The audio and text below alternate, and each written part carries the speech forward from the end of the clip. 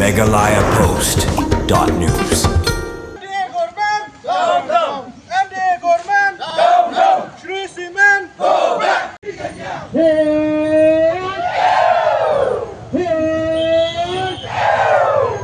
Kinong yalam bat kidkot ka Jantia National Council JNC bat ka Jantia Students Union narilum Jantia mentaga singi kilatur sundan Sha Secretariat ban Pyrshah jor halor ka public hearing ka Shree Limited ka batmu banbu ya ka cement plan bat banti ya mausu naulum serman hais Jantia Hills Kuman penken mau ki Paidbah Sha kadai stong lembat kiwei kisang balang bat kisnong kila Pyrshah ekani ka public hearing ka ke Shree Limited hanrei ka jing bom patiaw ya ka surgeon ki Paidbah kini ki artili kisang balang kilatur no mentaga singi Sha Secretariat bandawa pendam ya ka public hearing pendaid ban penlong hagate ga tarik balabu hagani ga jing lectur Sha Secretariat kinong ya lambar kit khot kite gi sang rungkat ki Paidbah kilatur bai Sha Secretariat bat kilasha khang lentino hagi bor pulen ka shillong hagani ga jing lectur Sha Secretariat kilai pertaru ban pendram ya ka sarkar bat ki bor badai pen ki ba syam nasngap setia ya ka surjung Paidbah ban nakalyang ki bor pulen ru kila khang lenti ban maila bantur Sha Secretariat hadu balat hoy kani ka khubor pari ojing tep ka iga sin jam ba ka bor sarkar kan le yakini ki ken hun seng bat ki Paidbah ki balatur Sha Secretariat bat hadu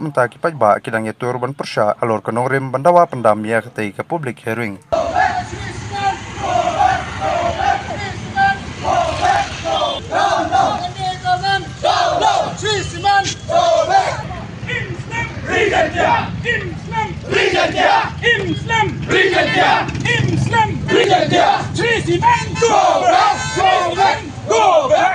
Authorities.